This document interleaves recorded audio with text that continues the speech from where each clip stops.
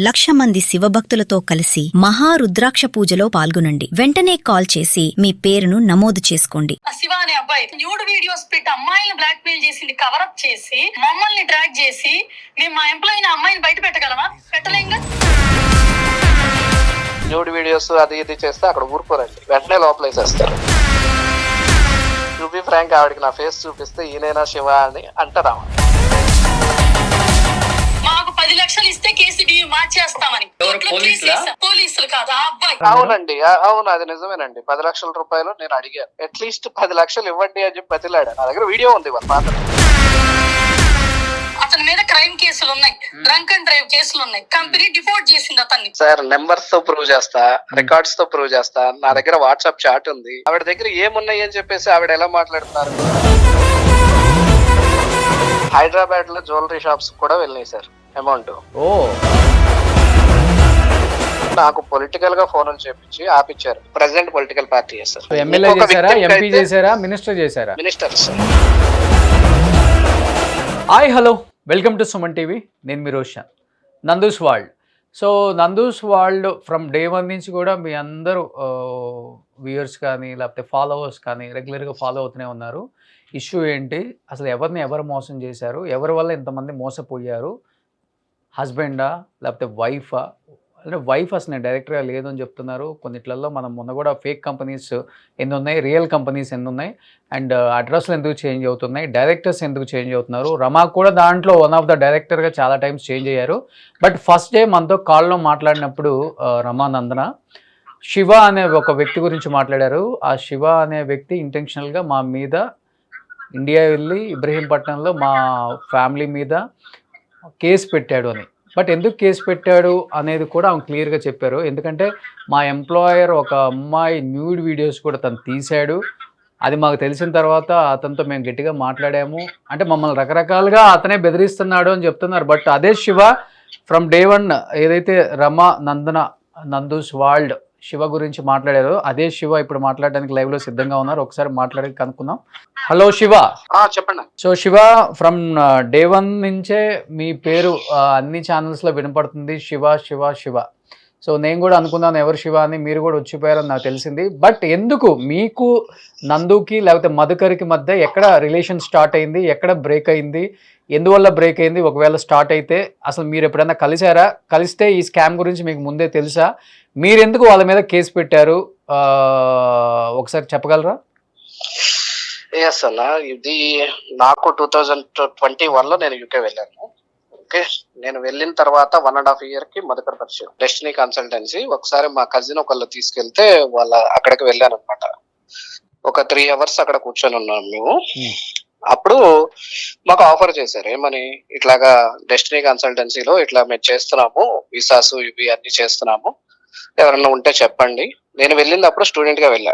అప్పుడు నాకు జాబ్ రాకముందు నేను వెళ్ళినప్పుడు అప్పుడు చెప్పారనమాట, ఇట్లా ఉంటే చెప్పండి, అట్లాగే మీకు నేను కమిషన్ ఇస్తాను అని చెప్పి మాట్లాడారు. మాట్లాడిన తర్వాత సరే అని చెప్పేసి నేను ఒక 3-4 అప్లికేషన్స్ ఇచ్చానన్న. ఈ 3-4 అప్లికేషన్స్ సేమ్, వాళ్ళ ఫోన్లు ఎత్తకపోవటం, వాటిని ఇట్లా చేయటం, మనీ ఏమో నా త్రూ. మీరు స్టూడెంట్స్ రిఫర్ చేసే వాళ్ళకి? నా ఫ్రెండ్సే, అదే నా ఫ్రెండ్స్ నే రిఫర్ చేశాను. మీరు కమిషన్ తీసుకుంటారు అంతేనా? కమిషన్ ఇస్తానని చెప్పాడు. అయితే రిఫర్ చేసిన తర్వాత వాళ్ళకి ఫోన్లు ఎత్తకపోవటం, వాళ్ళకి ఇట్లాగే చేయటం, 1.5 year అట్లాగే చేసి దాని తర్వాత నాకు తెలిసింది ఏంటంటే, అంటే మొన్న తెలిసింది రీసెంట్, ఎవరికైతే ఇచ్చారో వాళ్ళకి కూడా కాసులు క్యాన్సిల్ అయిపోయినాయి. ఓకే, దాని తర్వాత ఏమైందంటే, నేను వీళ్ళతో సంబంధం లేదు, నేను జాబ్ చేసుకుంటున్నాను, ఇండియా వచ్చేసాను. నా వీసా అయిపోయింది, స్టూడెంట్ వీసా, ఇండియా వచ్చేసాను.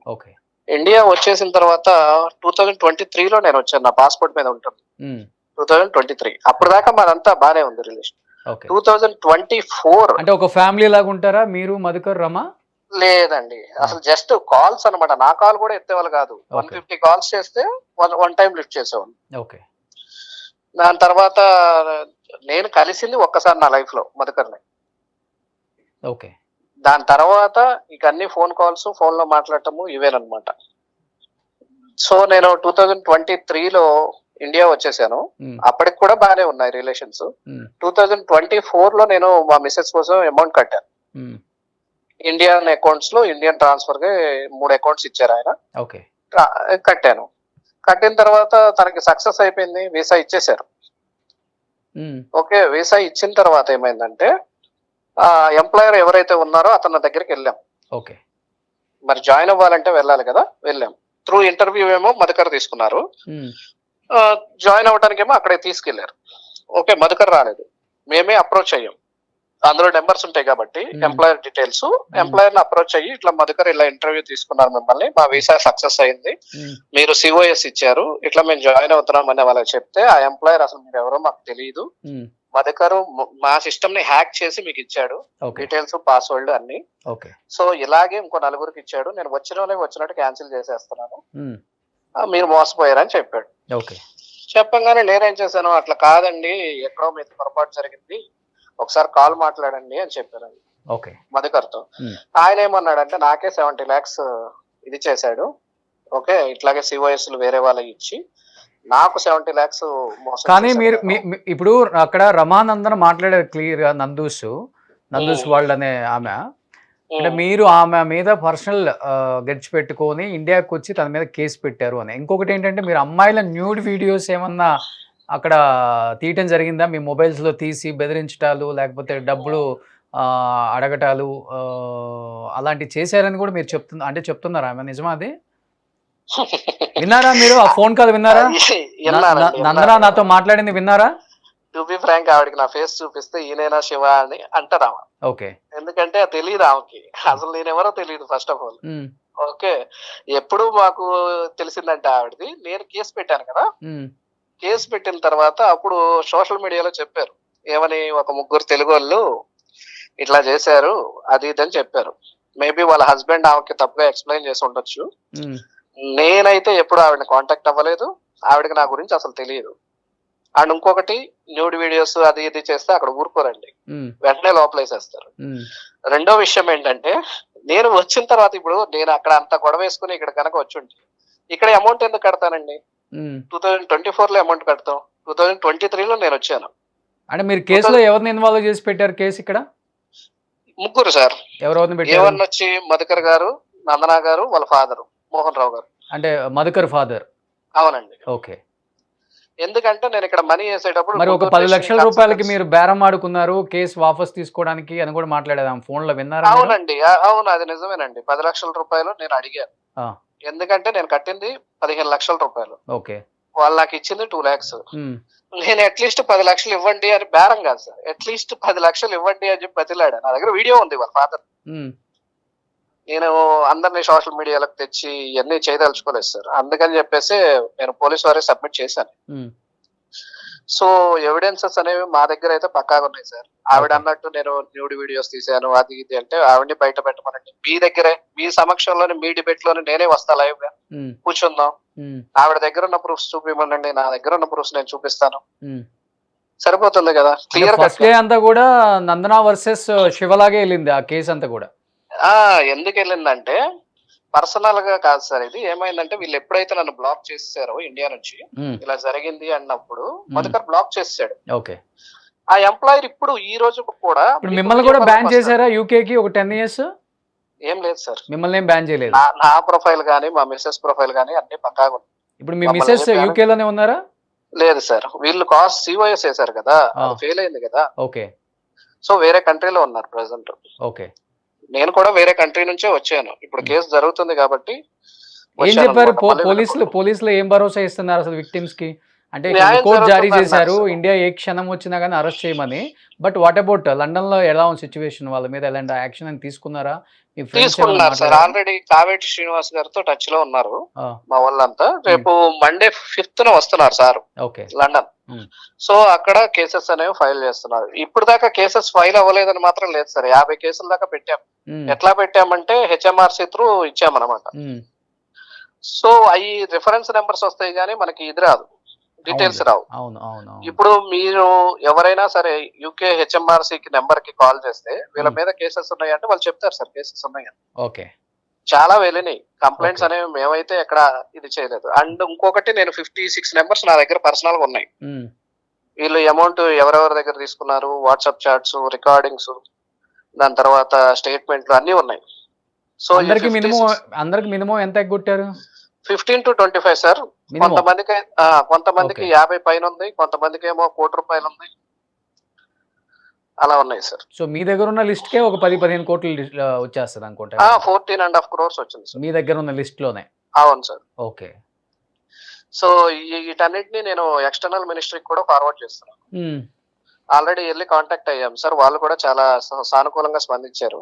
మొత్తం డీటెయిల్స్ అన్ని పెట్టి ఏపీ డీజీపీ గారికి, తెలంగాణ డీజీపీ గారికి కూడా పెడతానని చెప్పారు వాళ్ళ మేలు.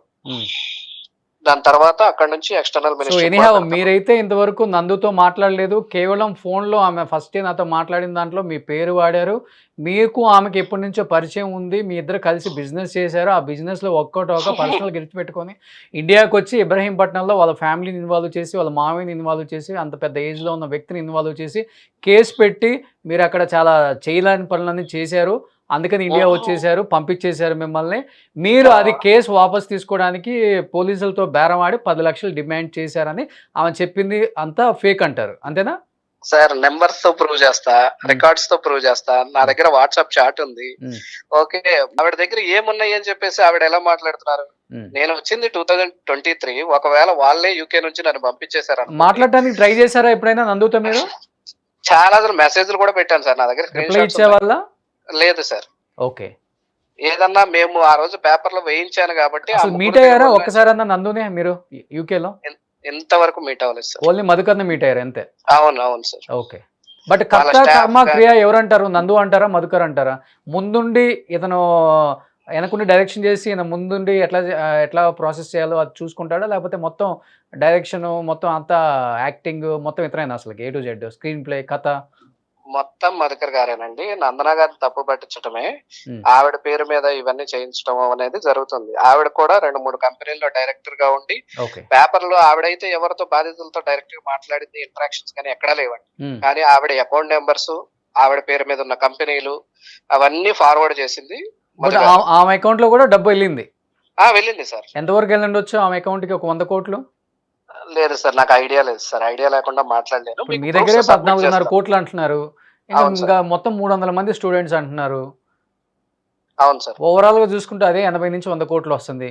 అవును సార్. అవునండి. బట్ ఆమె అకౌంట్లకి అయితే వెళ్ళినాయి సార్. బట్ ఆమె చెప్పడం నా అకౌంట్ కి సింగిల్ రూపీ రాలేదు, నేను ఒక్క కంపెనీలో కూడా డైరెక్టర్ కాదు, నాకు సంబంధం లేని విషయం, మొత్తం డైరెక్టర్ గా ఉంది మా హస్బెండ్ అని క్లియర్ గా ఫోన్ లో చెప్పారు. కాబట్టి అందుకని అడుగుతున్నాను నేను. హైదరాబాద్ లో జ్యువెలరీ షాప్స్ కూడా వెళ్ళినాయి సార్ అమౌంట్. ఓ, అది హైదరాబాద్ లో ఫేమస్ జ్యువెలరీ షాప్ కి వెళ్ళినాయి, జూబ్లీ హిల్స్ లో. మా దగ్గర స్టేట్మెంట్స్ ఉన్నాయి సార్. ప్రతి ఒక్కరి దగ్గర స్టేట్మెంట్స్ ఉన్నాయి, ప్రతి ఒక్కరి దగ్గర ఇవి ఉన్నాయి. సో మేము చూసి మాట్లాడతాం గానీ ఇట్లాగా మామూలుగా అయితే ఏది చెప్పం. సో ఎనీహౌ మీరైతే ఫైట్ చేస్తున్నారు. ఎక్స్టర్నల్ అఫైర్స్ కూడా మీరు మెయిల్ చేశాను అన్నారు. ఇక్కడ డీజీపీ, అక్కడ డీజీపీ అండ్ గవర్నమెంట్స్ కూడా మీరు సపోర్ట్ చేస్తామని కూడా నాకు కొంచెం వినపడుతుంది. డెఫినెట్గా వాళ్ళు ఎప్పుడు ఇండియా వచ్చినా లేకపోతే వాళ్ళు అక్కడ ఉన్నా కానీ యాక్షన్ తీసుకోవచ్చు అని చెప్తున్నారు. కాబట్టి కావేటి శ్రీనివాస్ గారు చూద్దామండి. ఆవిడ సారీ సార్, చిన్న సబ్మిషన్. ఇంకొకటి కూడా సార్, నేను కేసు పెట్టడానికి వెళ్ళినప్పుడు డబ్బులు ఇచ్చి పెట్టించాననేది అసలు అవాస్తవం అన్నమాట. ఎందుకంటే నేను 6 months తిరిగాను సార్ స్టేషన్ చుట్టూ.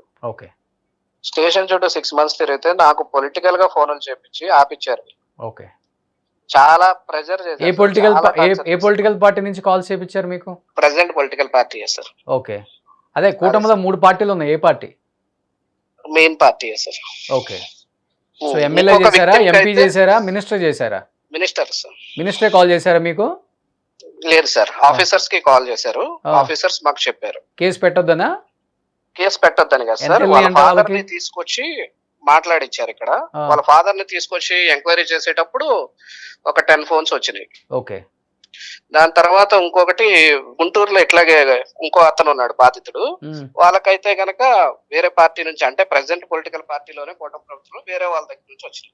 Okay okay. ఎనీహౌ అర్థమైంది సిచ్యువేషన్. ఎనీహౌ మీరైతే ఫైట్ చేయండి, చూద్దాం ఏం జరుగుతుందో. కావేటి శ్రీనివాస్ గారు ఎప్పటికప్పుడు టచ్ లో ఉన్నారు మా ఛానల్లో కూడా. డెఫినెట్ గా విక్టిమ్స్ అందరికి కూడా జస్టిస్ జరగాలని కోరుకుంటున్నాం. Thank you Shiva, thank you so much. Thank you sir, thank you. So ఇది ఓవరాల్గా సిచ్యువేషన్ మీకు అర్థమవుతుంది. ఎప్పటికప్పుడు అప్డేట్స్ అందిస్తూనే ఉంది సుమన్ టీవీ. ఇంకొకటి అంటే ఎటువంటి ఇష్యూ వచ్చినా కానీ మేము ఎందుకు స్టాండ్ అయి ఉంటాం అంటే అట్లీస్ట్ ఒక అవేర్నెస్, అంటే ఒకటి జరిగింది ఇంకొకటి జరగకూడదా మీరు చెప్తే ఆగిపోతుందా అంటే జరగవచ్చు, దాన్నే ఉంది, మేము కాదని చెప్పట్లేదు. కానీ అట్లీస్ట్ కొంతమందిలో అయినా ఒక చిన్న మార్పు వస్తుంది. ఇలాంటివి మళ్ళీ జరగకుండా ఉంటే చేసేవాడు కూడా కొంచెం భయపడతాడు అనే ఒక చిన్న దానికోసం మేము చేస్తున్నాం అనమాట. మీరు అన్నట్లుగానే చాలామంది పొలిటికల్ పార్టీస్ వాళ్ళు లేకపోతే పొలిటికల్ లీడర్స్ కూడా ఇన్వాల్వ్ అయ్యి ఉంటారు డెఫినెట్గా. కానీ పేర్లు వాళ్ళు బయటికి చెప్పడానికి భయపడుతుంటారు. బట్ ఎనీహౌ పొలిటికల్ పార్టీస్ అయినా పొలిటికల్ లీడర్స్ అయినా ఇలాంటి వాళ్ళని మాత్రం సపోర్ట్ చేయొద్దు. ఇన్ కేస్ ఇనిషియల్గా మీకు జరిగింది ఏంటో తెలియనప్పుడు వాళ్ళు మీకు పరిచయం ఉంటే వాళ్ళని అడగండి క్లియర్గా, ఇది ఇష్యూ, ఇది చాలా పెద్ద ఇష్యూ అవుతుందేమో రేపు, మనకు తెలియదు కాబట్టి మనం సపోర్ట్ చేస్తాం ఇనిషియల్గా. బట్ ఇలాంటి వాళ్ళని ఎంకరేజ్ చేయొద్దు, సపోర్ట్ చేయొద్దు. డెఫినెట్గా ఇలాంటి వాళ్ళు మన ఫ్రెండ్స్ అని చెప్పుకోవడానికి కూడా మనకే సిగ్గుచేటు. వీళ్ళ మీద యాక్షన్ తీసుకోమని మనం ఫస్ట్ ఆఫ్ ఆల్ ఆఫీసర్స్కి మనం క్లియర్గా అల్టిమేట్ జారీ చేయాలి. సో ఎనీహౌ ఇలాంటి మళ్ళీ జరగకూడదని కోరుకుందాం. Thank you so much. Keep watching Suman TV.